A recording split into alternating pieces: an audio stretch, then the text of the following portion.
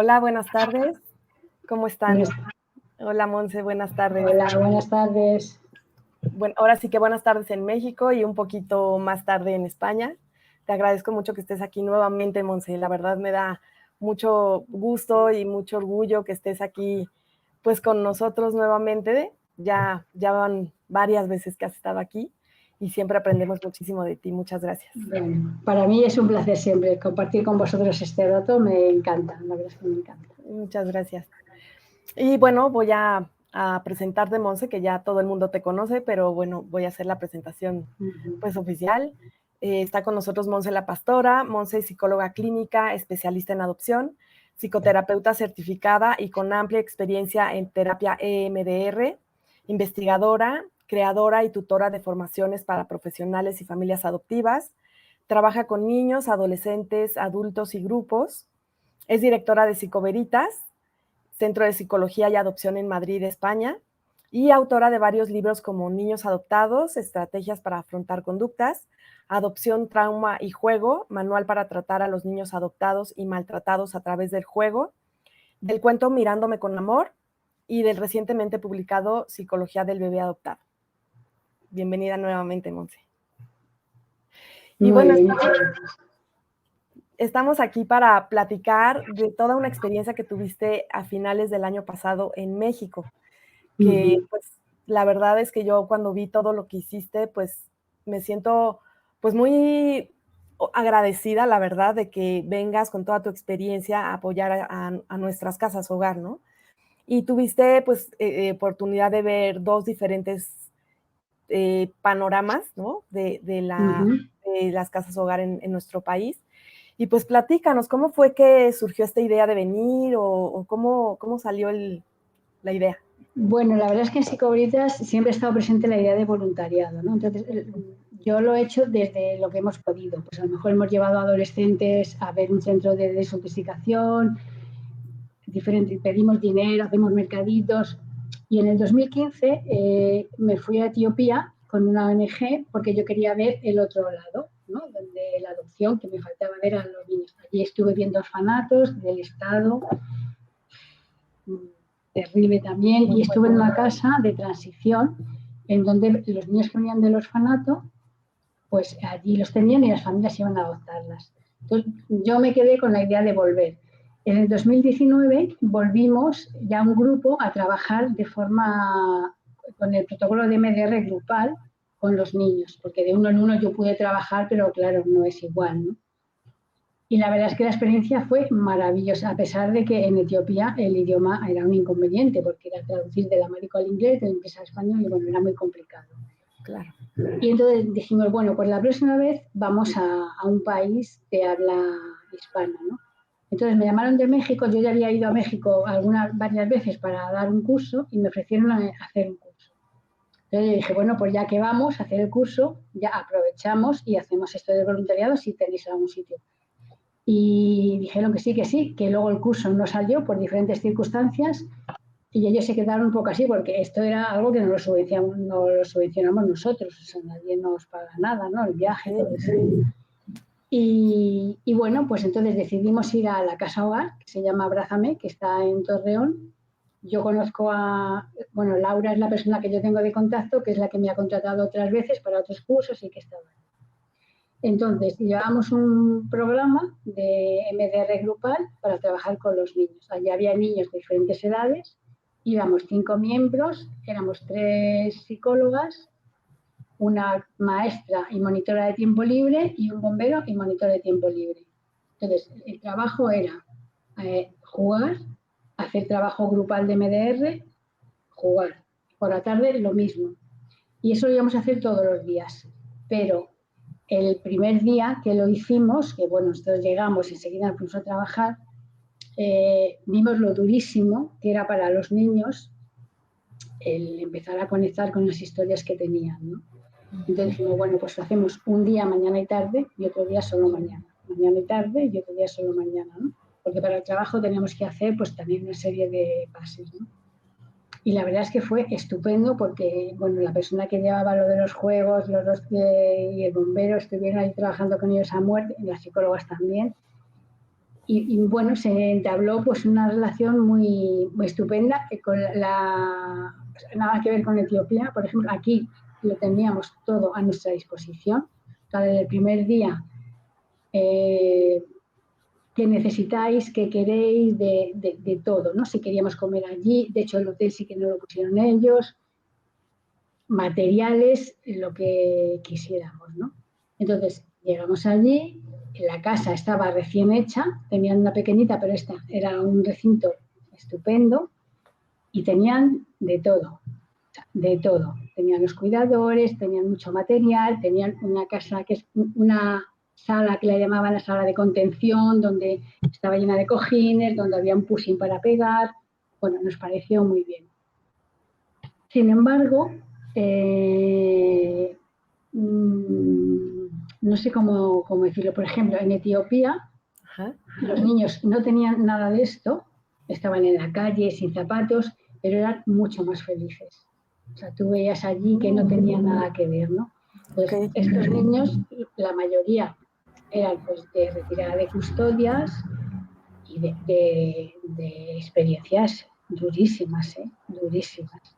Oye, Monse, esta casa es una casa que es privada, que vive de los donativos de las personas. Es privada. Vive no es del gobierno. No. Y todo lo que tienen allí, o sea, por ejemplo, una cosa que nos llamó mucho la atención y que lo pusimos en valor era que todos los días se tenía de postre pues una tarta, un bollo y estaban todo el día comiendo chucherías y todo eso se lo donaban. Entonces, bueno, evidentemente no es sano que coman azúcar, pero en ese sentido no tenían ningún tipo de privación. O sea, los niños comían, podían repetir, ahí no había problemas. Una cosa que nos llamó la atención, por ejemplo, es como la falta de coordinación entre los trabajadores, ¿no? Como que cada uno iba un poco más. Ellos se sorprendieron mucho de que nosotros llegamos y todo lo que hacíamos lo hacíamos en equipo. Pues, oye, pues esto por aquí, esto por allá. Vimos que los niños había diferentes edades, pues unas compañeras se pusieron con un grupo, yo me puse con los mayores y luego, bueno, pues lo íbamos alternando, ¿no? Y ya te digo, a mí me pareció muy duro las historias, que son historias que vemos todos los días en la consulta. Pero el que un niño te diga, pues te haga el dibujo de que su papá lo están disparando, pues que él te lo cuente cosas así, ¿no? Niños con genitales deformados pues, de malas actuaciones, niños con 2 años, en fin, había cosas tremendas. Claro. Una enseñanza que trajimos de aquí, sobre todo para los padres, es que evidentemente, por ejemplo, pues eso, una niña ha sufrido abusos con 2 años graves, esa niña no lo va a recordar, pero su cerebro sí. Entonces, ¿qué pasa? Que cuando es mayor va a tener conductas alteradas, va a tener conductas disruptivas, la sexualidad, ¿no? Entonces, es importante que los padres sepan que aunque no te cuenten, lógicamente las historias de estos niños no todas son igual de duras, pero lógicamente un niño no le retiran la custodia de los padres, sino la cosa es muy grave. Entonces, luego, pues eso, hablas con los padres, te vienen con un niño y tal, y a lo mejor el niño ha venido con 5 años. Y lo único que saben es lo que tienen en una hoja de papel. Y digo, no, aquí tiene que haber muchas más cosas. Entonces, desde mi lugar como terapeuta, tampoco quieres decir es que puede pasar, porque no se trata de asustar a nadie, pero sí que tenemos que sembrar la duda de que algo puede pasar cuando un niño, por ejemplo, viene y está todo el día intentando hacer el movimiento del coito con su madre, con su padre. Pues, un niño eso no sabe que existe si no lo ha visto o si no se lo hace, ¿no? Pero desde los padres cuesta mucho.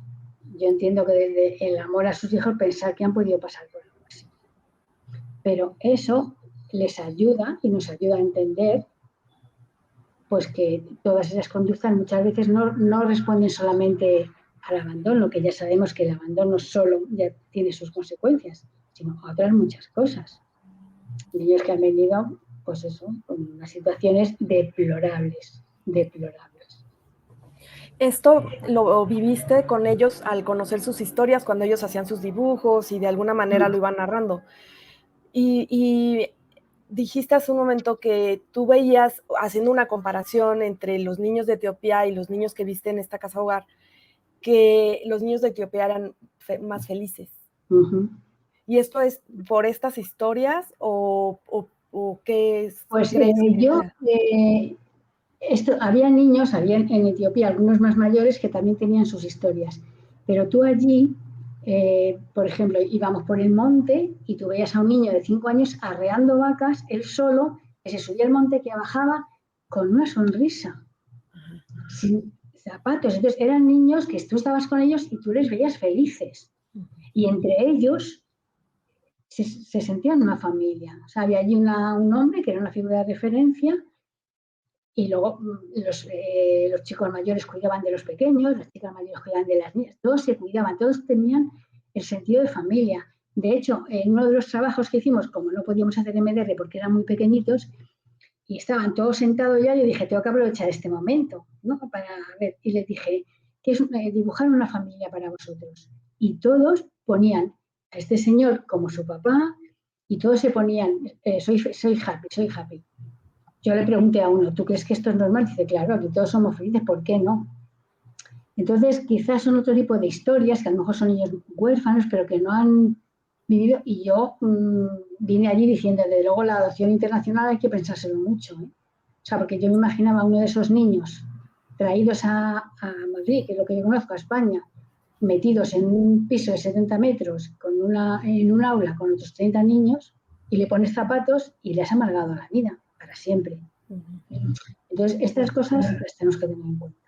Estas cosas las tenemos que tener en cuenta. Hay que fomentar todo lo que se pueda la adopción nacional, siempre. La opción, en México es más bien lo que tenemos, ¿no? Adopción nacional. Tenemos algo de adopción internacional, pero es muy poca. Pero bueno, sí, y desafortunadamente, pues sí, el tejido social en nuestro país, pues está muy roto, ¿no? Está muy roto, tenemos mucha violencia, hay mucha inseguridad y muchos temas muy complicados y difíciles que, pues claro que también van minando las familias, ¿no? Claro. Sí. Allí nos contaban que hace unos años había un montón de balaceras en donde estaban escuchando tiros desde sus casas. Y ahora en estas urbanizaciones que íbamos, pues van de una casa a otra en coche siempre, ¿no? Porque ya no se fían. Entonces, estas personas que yo conocí, pues te narraban cómo ellas de pequeñas salían a jugar a la calle y que eso sus hijos no lo podían hacer. No.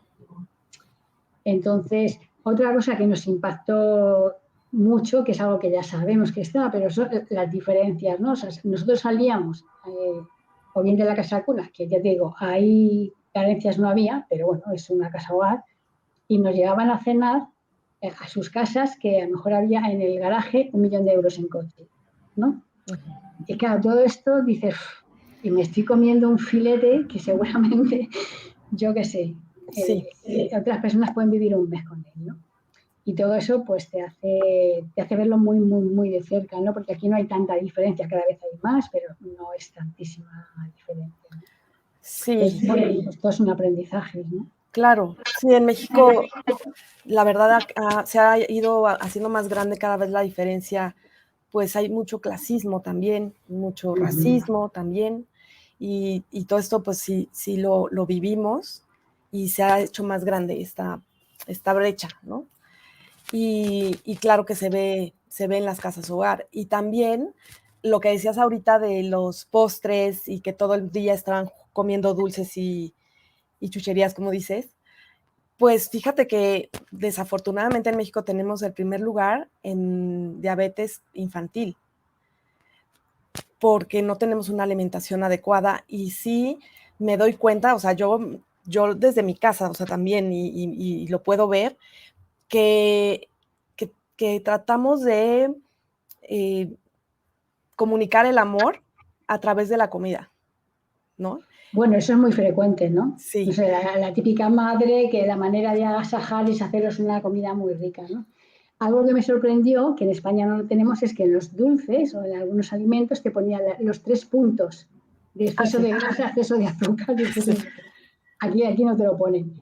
Y eso me pareció bien. Sí, precisamente por eso, porque tenemos ese no muy agradable primer lugar en obesidad infantil y diabetes y todo esto, el gobierno ha tomado esa medida de poner en los alimentos esos puntos, ¿no? O exceso de azúcares, exceso de sodio, exceso de grasas, para que por lo menos sepas lo que estás comprando y comiendo, ¿no? ¿Qué es lo que contiene?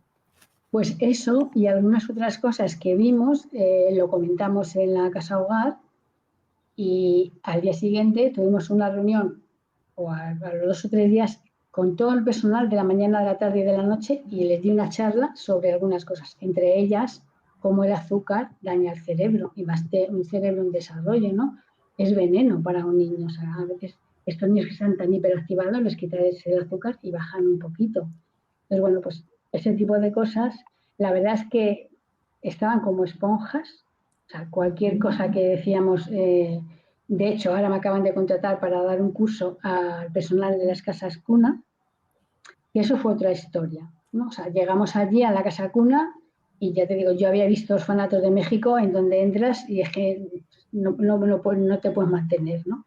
Pues aquí pasó igual, o sea, llegamos, una habitación no nos dejaron entrar y en la otra había niños pues de 1 año o así, de cartón piedra. O sea, de estos niños que no los podían, o sea, los coges como si fueran de cartón piedra. Te agarraba la mirada absolutamente perdida. Ya digo que ya la había visto más veces, pero dices, madre mía, madre mía. Y bueno, a esta gente le vamos a dar la formación porque yo ahí me rompí, dije, madre mía, es que esto no puede ser, ¿no? Entonces, lo hablé con la directora, dije, si es que trabajar esto es baratísimo, si es que no hace falta dinero, es solo formación. O sea, había una cuidadora a lo mejor por 5 niños. Quiero decir que no estaban, ¿no? Entonces es falta de formación. Entonces, a un bebé, con que tú le hables un ratito, cuando le cambies, le des un masajito, le toques, le hagas así, y con un hueso de aceituna y un bote le hagas así, ya tienes instrumentos de sobra para estimular a ese niño lo que necesita. Pero hay que hacerlo, hay que hacerlo. Sí. Pues eso hay que instaurarlo y mantenerlo, ¿no? Que yo le decía, bueno, tú ahora esto, yo le voy a hacer un programa de para niños de ta. Y si viene otro cuidador, que la gente va y viene, esto es lo que hay que hacer. Y este es el protocolo de actuación por cada niño cada día. Y de verdad que no lleva mucho tiempo. O sea, es como en la casa hogar tenían un montón de juguetes, pero tampoco es necesario. En Etiopía, que no había nada, yo compré un paracaídas de estos para jugar y nos lo llevamos y allí me lo llevé. Pero puedes jugar con cantidad de cosas. De hecho, la compañera esta mía había preparado un montón de juegos, pues de correr del cuerpo con un pañuelo, sabes que no estábamos con aparatos ni nada, y es muy barato. Entonces, lo que tenemos que hacer es concienciarnos de la importancia del cuidado de los bebés para el futuro del planeta, que ya estamos viendo cómo está el planeta, para que esos bebés, cuando lleguen a mandar o tener trabajos de poder o de no poder, sean personas con corazón, sensatas, ¿no? No, ¿qué estamos viendo en muchos chavales de 30 años? Pues que han sido estos niños productos de cuando aquí los padres tuvieron que empezar a trabajar los dos muchísimas horas, dejaban al niño a las 7 de la mañana en la guardería para que desayunara, así durante toda la primaria, salían a las 6 de la tarde con la llave colgada para irse a su casa solos, pues claro, ¿la culpa la tienen los padres? No, está claro que no, es la sociedad. Pero esos niños han estado afectivamente desatendidos. Entonces, a lo mejor les han comprado una bicicleta de 6.000 euros, pero eso no compensa otras cosas. Entonces, tenemos que luchar por los bebés. Lo que pasa es que, bueno, socialmente y económicamente los bebés no dan dinero, pero desde el punto de vista de la salud, ¿cuánto dinero luego se gasta la seguridad social en poder trabajar todo este tipo de cosas? Claro. Hay que luchar por los bebés, que se les cuide bien, formar a los cuidadores. Y que haya los suficientes cuidadores por bebé, no por casa hogar. Entiendo que el tema es difícil porque pues un bebé necesita una mamá, ¿no? Pero la perdieron por una u otra razón y entonces pues no hay un cuidador por cada bebé. Sin Pero embargo, tampoco, yo creo que tampoco sería necesario, Ajá. Georgina, porque mucha gente de mi generación ha tenido 4 o 5 hijos y a lo Sí. mejor no había lavadora y no tenían, ¿no? Y los niños, los hermanos se apoyaban, pero había una figura de referencia. Cuando yo estuve en Etiopía, había una cuidadora por cada 5 niños y estaban todo el rato con el móvil. Y no les podía decir nada porque yo no era quien, desde luego, pero yo lo decía a la directora. Dice, es imposible que entiendan. Entonces, yo creo que la única manera es formación. Formación a esos cuidadores, que no es tan caro darles cursos. Y que estamos hablando de que cuando tienen un cuidador por 5 niños, a mí me parece una buena ratio. Creo que se les puede cuidar perfectamente. Porque además, donde yo he estado, estaban los cuidadores y luego estaban las personas que hacen la comida, las que limpian. Quiero decir que no tienen que hacerlo todo. Pues tú puedes estar con 5 niños, que tu turno son 8 horas, y puedes estar jugando con ellos, van a estar durmiendo. En fin, no me parece tan complicado a nivel económico, me parece complicado a nivel de información. Y que tienen que saber la importancia que eso tiene. Exacto, como hacer conciencia. Oye, Monse, una pregunta que se me ocurre ahorita que te estoy escuchando. Ahorita a nosotros nos escuchan aquí en Contigo desde el Corazón, pues personas de la sociedad civil, ¿no? Muchas familias adoptivas. Y muchas veces decimos, híjole, es que la institución, qué barbaridad, ¿no? No tiene suficientes cuidadores, o no los cuida bien, o no tiene recursos, o hay malas prácticas en las instituciones. En algunas hay buenas prácticas, pero son la minoría. Y nos quedamos con esa información, ¿no? Ahora que te estamos escuchando, todo lo que viniste a hacer tú, como sociedad, ¿qué podemos hacer por estas casas hogar? O sea, como los que te estamos escuchando hoy, ¿qué podríamos hacer? Por ejemplo, conozco algunas asociaciones que se han formado para ir a cargar a bebés a las casas hogar y llegan y durante un rato los cargan y les dan esta pues psicomotricidad, estimulación que necesitan, ¿no? Entonces, podemos formarnos como voluntarios también y poder hacer ese tipo de labor. Claro, eso sería estupendo, que os formen como voluntarios, porque voluntarios siempre hay. Y decir, vamos a hacer este cursito, que no hace falta un curso de 200 horas, ¿no? Entonces, uno hace un curso y sabe cómo tiene que tratar a ese niño, ¿no? Y si estás en una institución, pues supongo que hay cosas burocráticas que a mí se me escapan, de cómo gestionar el personal y tal, pero lo que tienen que saber es que las personas que estén cuidando a los bebés tienen que hacer determinadas cosas. Y, por supuesto, a la hora de seleccionar a una persona para un cuidador, hay que hacerlo con un poquito de cuidado. O sea, no vale cualquiera. No Claro. vale cualquiera. Una persona que no tenga empatía no puede estar ahí, porque le va a dar igual ver llorar a un niño. Entonces, eso no sirve. Pero te digo lo de antes, todas estas instituciones, yo estoy segura que muchas ponen de su parte, ponen recursos y a lo mejor los están poniendo en el lugar equivocado. Porque da igual que tú llegues a una habitación preciosa, llena de colorines y de juguetes, si a los niños no hay nadie que esté con ellos, ¿no? Sí. Porque el mejor regalo y la mejor estimulación es estar con una figura de referencia. Claro. Aunque vayan cambiando, ya sabemos que eso es lo peor, los cambios de cuidadores. Pero dentro de lo que es lo peor, pues vamos a intentar hacerlo lo menos mal posible, lo que haga menos daño posible, ¿no? Si va a tener 3 cuidadores en un año o en un mes, pues qué triste. Pero si los 3 cuidadores, el niño se siente mirado, el niño se siente querido, el niño se siente especial, pues será mucho mejor que no que lo dejen llorar hasta que se le pierda la mirada, ¿no? Ay, sí, sí, sí, sí. Sí, sí, es real, esto es real. Y mira, te comentaba antes que estamos pues implementando una nueva dinámica en las entrevistas para que las personas que nos escuchan muchas veces nos mandan sus preguntas, pero como que falta un poco de información, ¿no? Entonces nos están enviando como casos un poco más grandes, con más información, con más datos, para que tú y nuestros invitados puedan, pues, comentarlos, ¿no? O dar alguna respuesta, algún consejo. Entonces, pues, ahora que estamos hablando de este tema del voluntariado, tiene algo que ver este caso que nos mandaron. Entonces, si estás de acuerdo, lo puedo mostrar para ver si puedes, pues, ofrecer alguna respuesta. Ayer nos contactaron, es una familia que nos dice: hola, somos una pareja con 26 años de casados. Tenemos 2 hijos biológicos, una hija en proceso de adopción y una bebé en acogimiento familiar.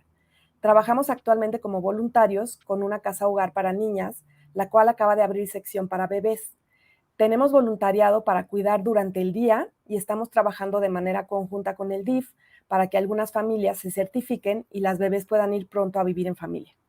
El acogimiento ha tenido buena aceptación, aunque la mayoría de las parejas se acercaban para adopción. Estamos trabajando en concientizar sobre el acogimiento y ha habido mucha sensibilización y buena respuesta.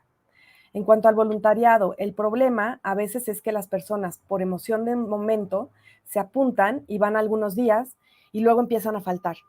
Y eso, desde mi punto de vista, no ayuda a que las nenas formen vínculos ni apegos seguros.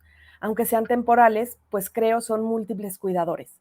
Me gustaría saber estrategias para motivar al voluntariado y tener constancia, o cómo filtrar voluntarios para que sean los más constantes.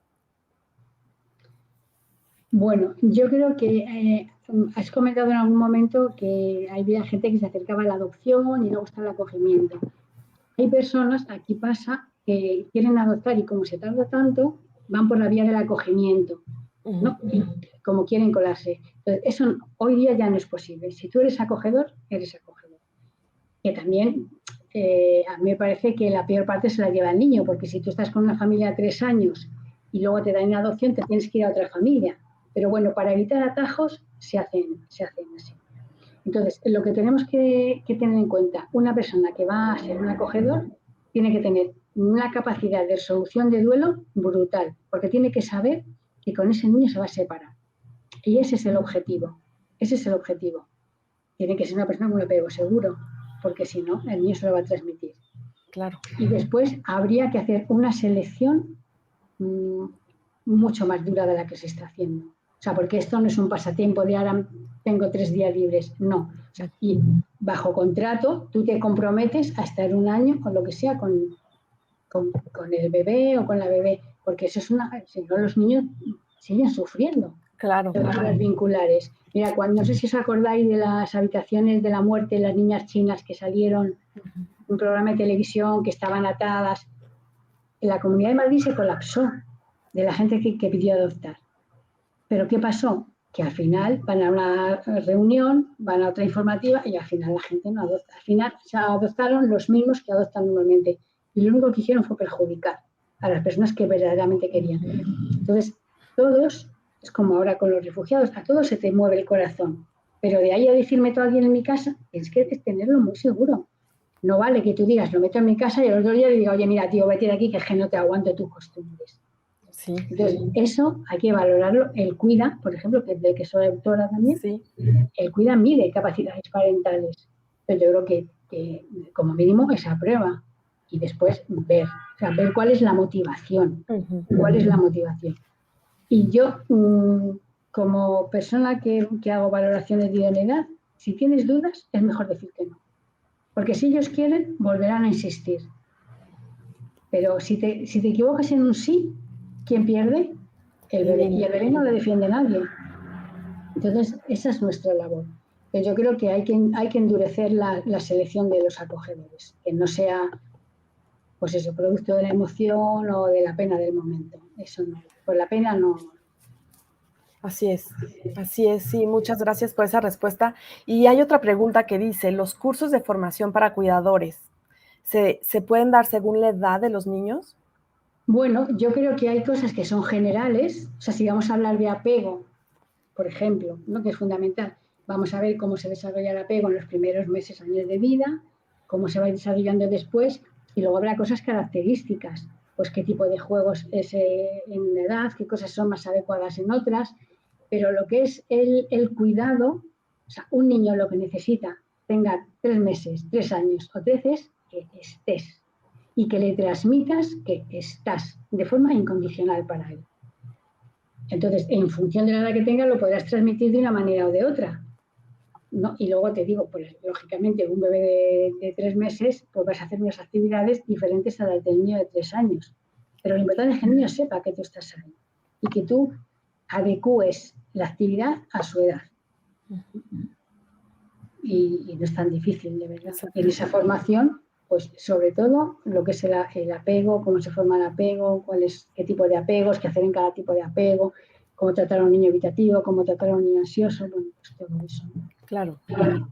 Oye, ¿y en las casas hogar que visitaste, había solo bebés o niños pequeños o también había niños más grandes y No, había adolescentes? niños, había bebés, los que vimos, los más pequeñitos, luego había otros sales más mayorcitos, había yo creo que por lo menos de 5 o 6 años. No había. Sí. Entonces, bueno, van cambiando, ¿no? Pues como toda. Y te digo lo mismo, allí cuando yo hablé con la directora, vamos, a los 2 días estaban varias casas cuna, cuidadores, escuchando la charla que dimos con muchísima atención y de hecho ahora me acaban de llamar para completar, porque eso fue una charla de un día que tampoco. Pero sí, desde luego a mí me pareció que tenían mucho compromiso y estaban verdaderamente por la labor de favorecer a estos niños y de hacer el mejor trabajo posible. Sí, me parece muy interesante que dices que no necesariamente es un recurso económico lo que se requiere, sino un recurso de conocimiento, de conciencia, capacitación, ¿no? Para los... Claro, por ejemplo, mira, una de las cosas que nos llamaron la atención, lo de la casa esta que te digo, la sala de contención, los niños iban allí, pero lo sentían como un castigo. Entonces, pues eso, por ejemplo, hay que hacerlo cambiar el concepto. No es un castigo, es un sitio donde te vas a autorregular con mi ayuda como adulto para que puedas sacar lo que sea, ¿no? Yo recuerdo que yo veía una niña así muy apocada, ya tenía 12 años, también le habían hecho de todo, y en el saco le dije, bueno, pégale. Se transformó, pero yo estaba allí con ella y yo la estaba acompañando. Había guantes de boxeo y todo, bueno, ya le dolían las manos, y dije, pues con los pies da patadas. Y eso es buenísimo, pero tú tienes que saber dirigir eso, Así. ¿no? Entonces, bueno, pues son cosas que se pueden ir haciendo, ¿no? Claro, que los cuidadores pueden ir aprendiendo y ir conteniendo a los niños, ¿no? O sea, maravilloso que tengan este espacio. Desde luego, desde Sí, luego. sí. En ese, ya te digo, ahí la casa era maravillosa. Las habitaciones estaban puestas de una manera que si yo era el cuidador, yo duermo aquí y aquí hay unas habitaciones donde hay una ventana grande que yo vigilo a los niños, aquí vigilo a las niñas, quiero decir que estaba todo súper pensado, cada uno. Mira, una cosa que me pareció muy importante. Cada uno tenía su armarito, closet, creo que lo llamáis ahí, con sus zapatitos y tal y cual. En la casa cuna todo era de todos. Eso no favorece la identidad. O sea, aunque tengas solamente 2 bodies que ponerte, que sean los tuyos. Sí. ¿No? Pues cosas que eso no es una cuestión de dinero, es cuestión de otra cosa, ¿no? De saber que eso es importante para ellos. Porque claro, todavía se sigue pensando que los niños no se enteran y que los bebés no se enteran de nada. Y claro, eso también es una guerra, ¿no? Y hay que lucharlo y decir que ya hay cantidad de estudios que se sabe cómo los niños en la tripa perciben, cómo después sienten la propiocepción, pues todo esto que se queda en su cerebro, Claro. y que eso después va a actuar. Oye, y tú diste también, escuché en algunas otras entrevistas que has dado, pues terapias, ¿no? Para los niños de MDR, que es una de tus especialidades. ¿Cómo te fue Sí, con eso? bueno, allí en México hicimos MDR grupal, que podíamos trabajar con varios niños a la vez, y luego estamos trabajando con MDR pues a nivel de niños, de más pequeños, más mayores, online, presencial, con padres. Entonces, para mí, en este momento es una terapia que está avalada científicamente en el mundo por la OMS, por la APA, y para mí funciona muchísimo mejor. O sea, MDR cambia. Ahora, también digo, magia desde luego no hay en ninguna terapia, ¿no? Pero nosotros cuando estamos trabajando con una persona que ha habido trauma temprano, tenemos que trabajar en los cimientos y eso cuesta. Sí. Pero sí que luego vamos viendo las modificaciones, ¿no? Exacto. Y nos tenemos que adaptar, claro. O sea, MDR tiene un protocolo muy rígido que trabajamos, pero no se puede trabajar con todo el mundo con el protocolo rígido. Con un niño no puedes. O con un niño que estamos en online con la mamá, pues a lo mejor el papá le está dando la estimulación y tú le estás diciendo lo que tiene que hacer y te adaptas a la situación. Pero trabajar con juegos de apego, vamos, a mí me parece enriquecedor, buenísimo.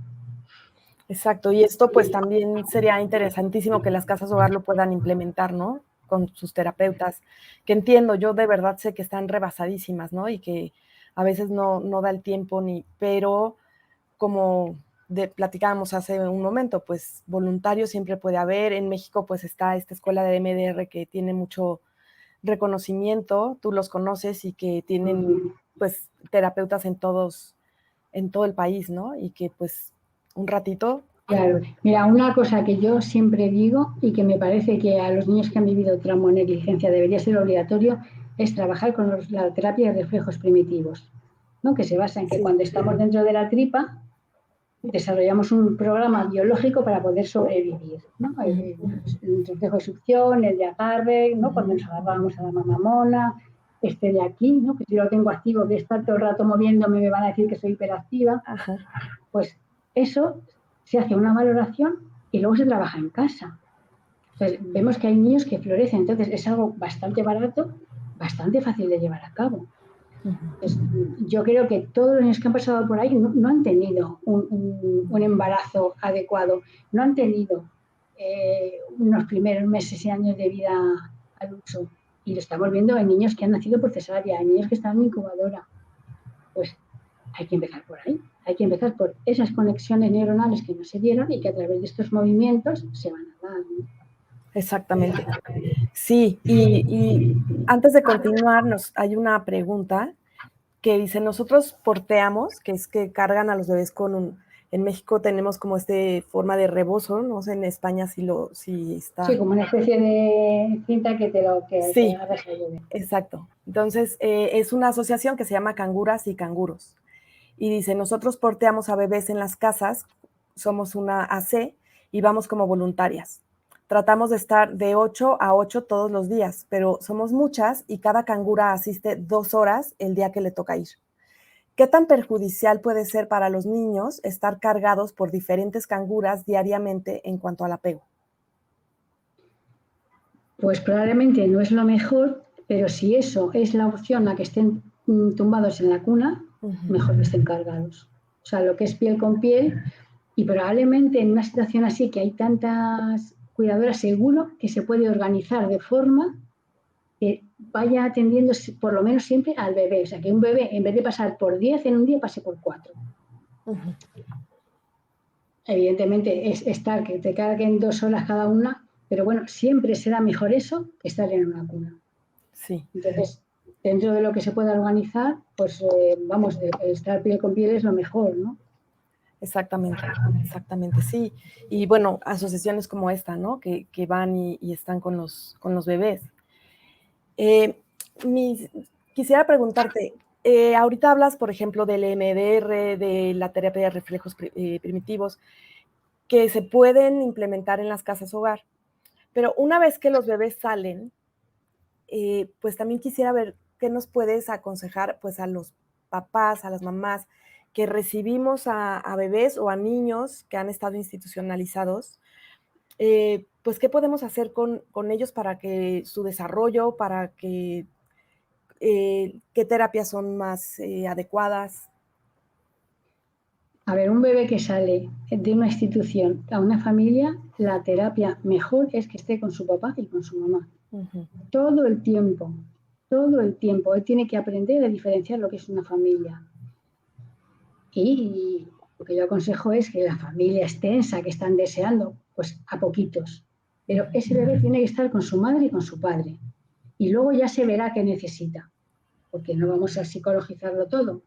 Algunos lo necesitarán más, otros menos, ya veremos. Pero ese niño tiene que estar durmiendo con sus papás, estando con sus papás, no yendo al colegio ni a la guardería, si es posible, y si no es posible, mejor con un pariente o con una persona que lo cuide, porque si tú traes a un niño y por tu trabajo lo llevas a una guardería, para él va a ser más de lo mismo, ¿no? Entonces, sí. Hablamos muchas veces nosotros en el grupo de repetición.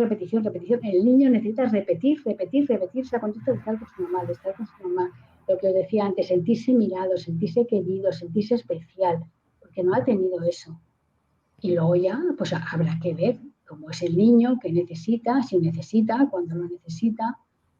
Yo creo que ahí, como padres, cada padre sabe lo que necesita su hijo y desde el sentido común, pues si tú ves que tu hijo, por ejemplo, es muy torpe que anda tirando las cosas, pues a lo mejor hay que llevarle a reflejos.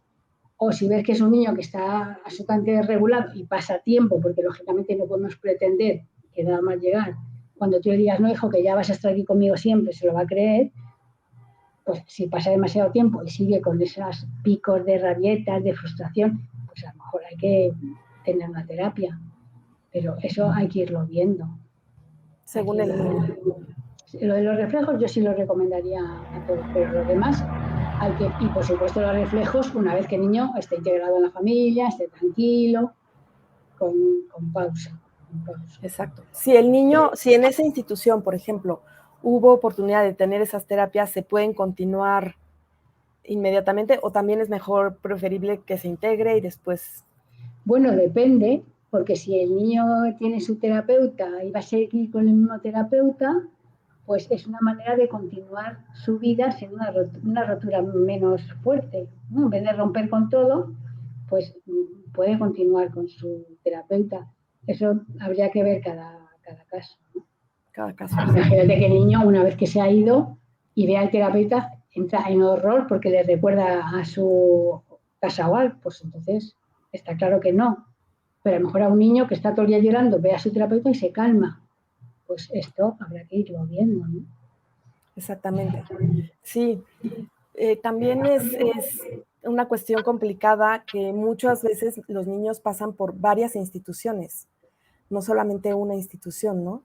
Y luego llegar a una casa adoptiva, bueno, en ocasiones también se dan adopciones fallidas, precisamente porque el niño le cuesta mucho trabajo vincularse, adaptarse, ¿no? Y los papás pasaron las evaluaciones, tienen su certificado de idoneidad, pero la adopción falla porque el niño, o sea, ¿qué tanto daño puede tener el niño ya después de haber pasado por varias instituciones, por un tema de maltrato, de violencia, de negligencia, que ya no se puede vincular? No lo sé. O sea, eso habría que ver. O sea, sabemos que un apego desorganizado normalmente se genera por las roturas vinculares. Ya sabemos el daño que hace separarse de la madre al nacer, aunque te adopten a las 3 horas. Eso ya genera consecuencias. Sí. Si ahí añadimos pues de la madre al hospital, del hospital a la casa cuna, de la casa cuna a la casa hogar, de la casa hogar a la casa acogida, de la casa acogida a la madre biológica. Pues son 5 o 6 roturas vinculares. Entonces, eso en la cabeza del niño no entra toda esa desorganización. Entonces, es un niño desorganizado. Sí. Entonces, pero habrá niños que con esa historia pues tengan desde lo biológico algo más resiliente y puedan salir adelante con más facilidad o no. Pero yo creo que aquí tenemos que juntar lo bio, lo psico y lo social. O sea, lo biológico que uno trae, lo psicológico que transmitimos y que el niño tiene, y lo social, que no es igual que caiga en la casa de fulanito que en la casa de menganito. Eso es... vemos que hay familias y familias, como en todos los sitios. Pues no es igual una familia que a los 3 años te diga, te pongo la maleta en la puerta porque ya no te aguanto, o familias que les están pegando y están entendiendo la desregulación y están acompañando. Pues eso va a ser muy importante. Entonces, no creo que haya, yo no sé decirte esto, depende, Sí. depende. Sería una temeridad por mi parte. Sí, sí, y bueno, te lo digo porque pues son casos, ¿no? Que se van presentando de niños que pasan de una institución a otra institución y cuesta mucho trabajo, ¿no? La vinculación. Hay otra pregunta que dice, respecto a lo de no psicologizar todo, ¿cómo poder distinguir cuando EMDR puede ser una herramienta útil, concretamente para adolescentes que no vivieron en institución y llegaron desde el nacimiento a la familia adoptiva? A ver, yo creo que si alguien necesita una psicoterapia, yo le mandaría a MDR. Porque, a ver, en una terapia convencional, imagínate que yo qué sé, tengo un accidente de coche y estoy traumatizada, yo te voy a hablar de cómo ha sido mi accidente, qué mal lo pasé, y llega un momento en que ya te lo cuento como si nada. Pero estoy contándotelo desde aquí. Pero mi cuerpo, cada vez que se monta en un coche, se pone así. Y eso yo no lo puedo controlar. Entonces, con MDR, a la hora de trabajar, juntamos cabeza, cuerpo y corazón. Entonces, hay que trabajar todo esto. Cuando trabajamos situaciones prenatales, por ejemplo, o preverbales, lógicamente el cortés no estaba todavía desarrollado, pero podemos llegar a acceder a ese tipo de situaciones porque han quedado retenidas en el cuerpo. Entonces, a ver, yo le digo a los padres, con MDR, si tú me dices que te lleve de aquí a México, yo te voy a llevar en un Ferrari. Ahora, que a veces tengo que sacar en un tractor, lo voy a sacar, pero en cuanto pueda, voy a sacar el Ferrari. O sea, que MDR es un abordaje completo, que no quiere decir que estemos todo el rato haciendo estimulación, no. Vamos a ver cómo viene ese paciente, cómo está preparado para procesar o no, y ahí nos estaremos más o menos tiempo. Y cuando estemos preparados, entonces ya cogemos el Ferrari. Pero puestos a una terapia, para mí, desde luego como MDR no hay otra. A ver, yo creo que también uno tiene que sentirse cómodo con lo que trabaja. Yo encajo perfectamente con MDR y por eso he hecho toda la formación y hay gente que trabajará de otra manera, pero vamos, yo es que los cambios los ves. O sea, hoy, por ejemplo, me comentaba, hemos tenido un grupo de supervisión, me comentaba una compañera, es que ha visto el parto, cuando estaba sangrando su madre en el parto. Eso no lo ves en otras cosas, que tampoco es muy habitual de ver, ¿eh? Yo lo he visto 2 o 3 veces, llevo muchos más años, pero son cosas a las que no accedes de otra manera. Claro. Y los niños, por ejemplo, a veces que te dicen, pues tengo la sensación de que tengo sangre en la cara y no tienen un recuerdo más concreto, pero con eso es suficiente. ¿No? Exacto. Sí, los puede llevar a sanar Claro. este trauma, ¿no?, que se vivió. Otra persona dice, nuestra experiencia en adopción y acogida, lo más difícil es que los padres modifiquemos nuestra forma de pensar de acuerdo a los comportamientos y acciones del peque, porque una herida como a la que han vivido hace que el niño o la niña o el adolescente se comporte muy diferente a como estamos acostumbrados los papás, que también tenemos hijos biológicos. Claro, por eso es muy importante en la formación y que los padres se hayan hecho una miradita para adentro de cuáles son mis fantasmas, qué cosas me activan a mí de mi hijo, que a lo mejor no es todo suyo. O sea, los niños tienen sus cosas, pero los padres tienen las suyas. Entonces, si tú ves que un hijo te activa mucho por algo, pues algo tendrás tú que ver. Entonces, lógicamente hay que cambiar ese pensamiento, ¿no? Una de las quejas más importantes de los padres adoptivos es las críticas del entorno. Parece mentira, no le pones límites, yo a este niño con un bar de bofetones lo había solucionado, porque no saben de lo que están hablando. Porque no es igual un niño biológico que no ha pasado por trauma, o sea, no por ser biológico, sino por no haber vivido un trauma, que un niño que ha vivido trauma, aunque sean 3 días. Entonces, como eso le va a marcar, su comportamiento va a estar marcado y va a ser diferente. Y eso a veces cuesta comprenderlo. Hay padres que te dicen, ¿cómo es posible que mi hijo no pueda hacer 2 y 2 y se sepa todos los futbolistas de todas las ligas de España? Pues porque la memoria tiene funciones diferentes. Yo les digo, mira, la memoria es como una naranja. Hay un gajo que está tocado y los demás están sanos. Entonces, pero claro, eso es difícil de entender. O que estés toda la tarde estudiando con ellos, llegan al día siguiente y sacan un 0 en el papel. No has puesto atención, parece mentira. No, es que no ha podido. Entonces yo creo que los padres tienen que pasar del no quiere al no puede. Y cuando eso lo interiorizan, también hay un cambio en la familia. Y por supuesto, dejar que los estudios sean el eje de la familia. No, ya estudiará cuando quiere, porque si ahora no lo hace es porque no puede. Pero no merece la pena estar amargándose todos porque el niño apruebe un examen. No tiene sentido. Exactamente. Exactamente. Una persona pregunta, ¿los niños mexicanos, según tu experiencia, necesitan ciertas actividades, apoyos, recursos? Los niños mexicanos no lo sé, supongo que como todos habrá unos que sí y otros que no, no tengo ni idea. O sea, supongo que como todos. Sí, y en el tema de, bueno, la casa hogar ya nos explicaste, pero por ejemplo ahorita que estamos hablando un poco de las familias, qué podemos hacer cuando llegan nuestros hijos, pues todo esto que dijiste de la alimentación, ¿no? El azúcar, lo que hace el azúcar con niños que han tenido estas experiencias, ¿no? Podemos, bueno, con todos los niños, ¿no? Pero con todos, pero con esto es mucho más, pues eso, controlar el azúcar, ver cuál es la alimentación que mejor les va y al principio, nada más llegar a casa, ver qué admiten y qué no admiten. Ahí hay que ser muy respetuosos, meterle en la cama si el niño te deja, ¿no? Lo que seguimos del contacto piel con piel, pues eso, el estar con él, seguirle un poco, si a veces no es tan complicado, ver qué cosas le alteran, qué cosas no le alteran, mentalizar. Cada vez que el niño hace algo, nosotros ponerle palabras como adultos. Parece que te ha enfadado, que te haya quitado el trozo de filete, lo que sea. Sí. Pero hay que decir, porque ellos no están mentalizados, les falta mucho para tener una mentalización adecuada, ¿no? Sí.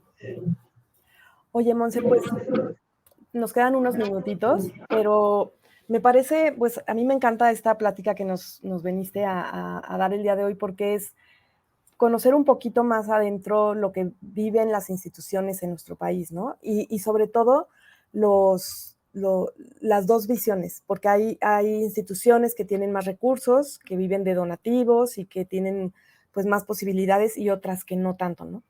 O que tienen muy poquitos recursos y que tuviste las dos miradas. Y yo lo que creo que lo que hay que priorizar es el afecto y el cuidado. Y lo demás es accesorio. Pero es mejor que te gastes un dinero en formar a tus cuidadores que en comprarles una bici a cada uno, sin ninguna duda. Entonces, te digo, los niños que estaban por ahí por la calle están felices y, bueno, tendrán sus cosas, pero no es igual. Entonces, yo creo que no es tan importante tenerlo todo tan bonito. Insisto, no es caro. Dar formación a un montón de cuidadores no es caro. Y eso a los niños les va a venir estupendamente. Sí, y dentro de esta formación me imagino que también debe estar el cuidado que los cuidadores deben tener con ellos mismos, ¿no? Claro, por supuesto. O sea, una vez que nosotros acabamos la jornada, pues te juntas y ¿qué te ha parecido esto? Pues fíjate, a mí esto me ha impresionado mucho, de tal, de tal. Y luego, si estábamos algún activado, nos hacíamos el MDR grupal nosotras, ¿no? O sea, que hay maneras, por supuesto, porque si no uno acaba desbordado, son situaciones durísimas y que además eso, estás jugando, de repente estás viendo cómo el niño te cuenta esto, luego, entonces tú tienes que estar pues bastante entero porque si no, pues todos nos derrumbaríamos. Yo te digo, ese día me derrumbé, ese día yo me rompí ahí, fue durísimo. Pero te repones y tienes a un grupo con el que apoyarte. Exacto, y sobre todo eso, ¿no? Que me dices que en una de estas casas hogares viste que no, que se sorprendían que ustedes trabajaban en equipo. Se sorprendían de que cada cosa que hacíamos, pues decía, oye, para allá, pum, pum, otra venía tal. Y estábamos todos coordinados. Entonces, la que estaba jugando, pero todos estábamos atentos. Y pasaba cualquier cosa y allí íbamos de refuerzo. O yo necesito, oye, que venga tal. Y entonces estábamos todos a todo. Y eso es muy importante. Y para los niños también. Porque, por ejemplo, si en una institución tú ves que un cuidador al otro le mira mal o les hace un chiste o tal, pues al final ellos van a aprovechar eso. Entonces todos tienen que estar ahí. Y ellos lo tienen que percibir así porque eso les da seguridad. Son las personas que están con ellos, ¿no? Claro, sí, definitivamente. Y bueno, felicitarte por este trabajo porque al final, pues tienes todo un trabajo enorme en España con psicoveritas y ya tienes a familias y a grupos y das cursos que he tenido oportunidad de estar en algunos y pláticas y bueno, formas a familias, formas a profesionales y además te das el tiempo de hacer este trabajo voluntario, ¿no? Pagándolo ustedes. Recibes mucho más de lo que tú das, eso Sí. sin ninguna duda. Sí, pero a mí sí me parece como algo muy congruente, ¿no? Ves la realidad y pues también es ver cómo apoyar a esa realidad, ¿no? No es un trabajo nada más, y que sí es muy grande, ¿no? El trabajo que has hecho de investigación y de, pues, de todo el manual de cuida y todo esto que muchas familias son beneficiadas.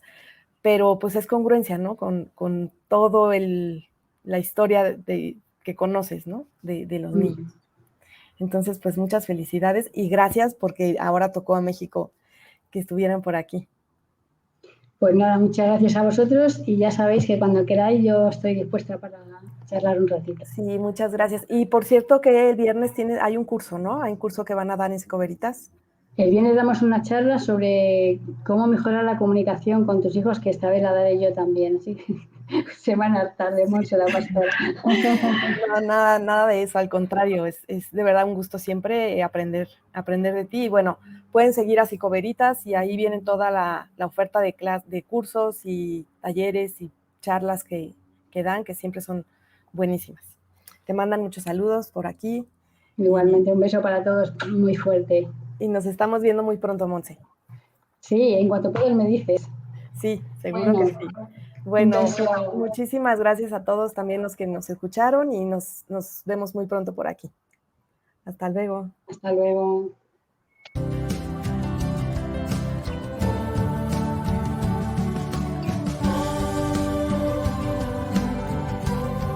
You